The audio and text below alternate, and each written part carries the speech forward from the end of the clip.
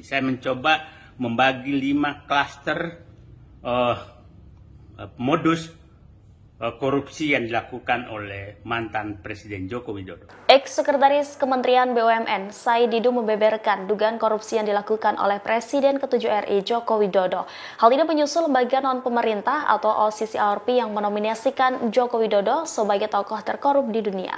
Said Didu dalam video yang diunggah di akun X pribadinya pada Kamis 2 Januari 2025 menyebut ada 5 klaster dugaan korupsi Jokowi semasa 2 periode kepemimpinannya. Adapun klaster dugaan korupsi pertama adalah melengkangkan kekuasaan dinasti mantan Gubernur DKI Jakarta tersebut.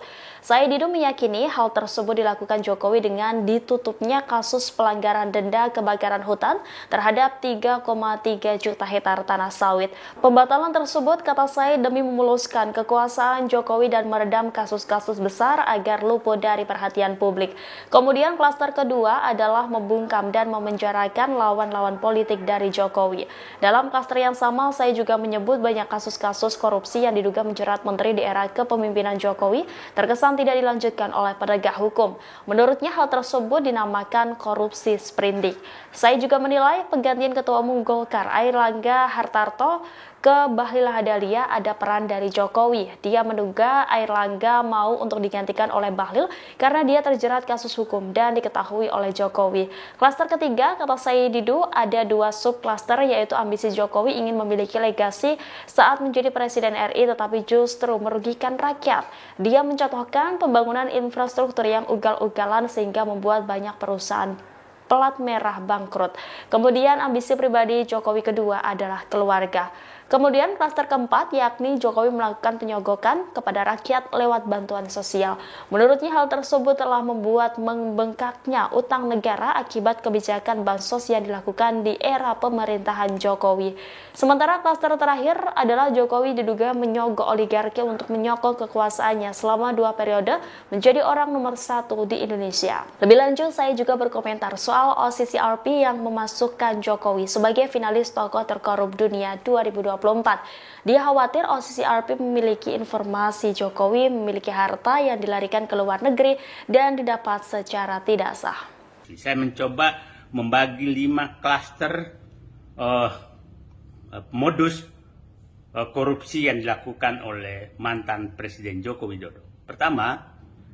Klaster pertama adalah klaster korupsi yang ditujukan untuk mendapatkan kekuasaan dan melanggengkan dinasti.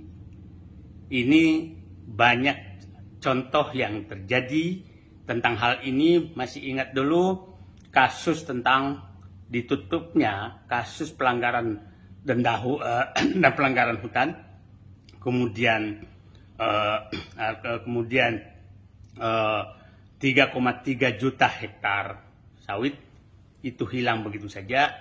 Nah, itu saya punya keyakinan bahwa ini ada kaitan dengan untuk melanggengkan kekuasaan sehingga perlu untuk meredam kasus-kasus besar dan bisa terjadi negosiasi di balik pintu.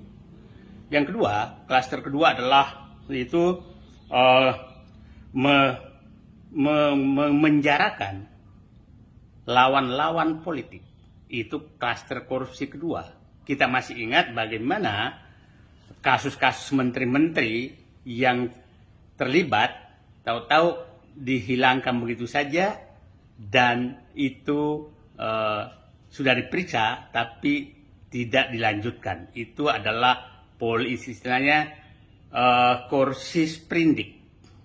Korupsi sprindik. Masih ingat kasus impor garam, minyak goreng, HPH, kemudian kasus BTS dan berbagai kasus lain yang menguap begitu saja, dan masih ingat kasus penggantian Ketua Umum Partai Golkar yang karena isu semua bahwa itu ada 11 sprindik. Itu korupsi klaster kedua.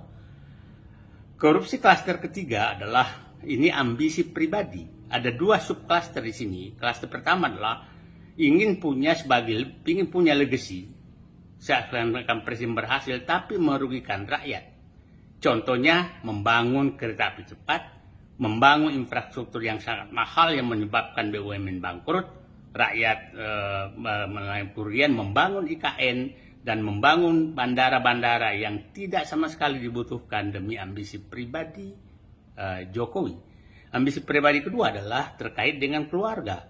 Masih ingat kita terkait dengan kasus penyelundupan penyelundupan nikel yang disebutkan oleh almarhum Faisal Basri melibatkan Airlangga Hartarto dan Bobi Nasution.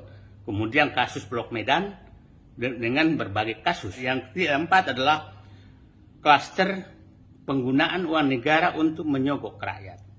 Utang BUMN, utang negara sangat naik karena betul-betul digunakan untuk membuat bansos pencitraan yang sangat banyak. Yang dilakukan itu dalam rangka menyogok rakyat. Itu klaster keempat. Klaster kelima yang terakhir adalah klaster korupsi dengan menyogok oligarki. Oligarki kita tahu bahwa ini betul-betul menjadi penyokong utama kekuasaan Jokowi dan dinasti Jokowi selama 10 tahun. Mereka lah yang mendapatkan fasilitas di berbagai tempat, di pertambangan, di perkebunan, di macam-macam. Nah, untuk melanggengkan kekuasaan Presiden Jokowi. Nah, ini puncaknya terjadi adalah oligarki adalah pemberian PSN di berbagai tempat dan fasilitas-fasilitas lain. Sangat jelas bahwa itu merugikan negara, merugikan rakyat. Anda bayangkan contoh kasus PIK 2, rakyat dipaksa dengan status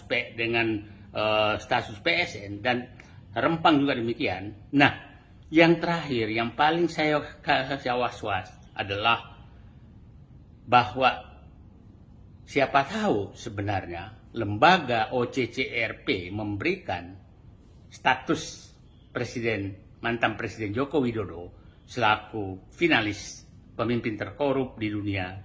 Siapa tahu mereka memiliki data lengkap terhadap korupsi atau korupsi yang dilakukan dan disembunyikan di luar negeri. Ini yang paling was-was. Kalau itu terjadi, maka memang kita anggap bahwa siapa tahu 1 Januari 2025 OCCRP menyelamatkan negeri ini dengan membuka selebar-lebarnya korupsi yang sudah terjadi selama pemerintahan Joko Widodo. Tunggu edisi berikutnya. Terima kasih. Assalamualaikum warahmatullahi wabarakatuh. Download Tribun X sekarang, menghadirkan lokal menjadi Indonesia.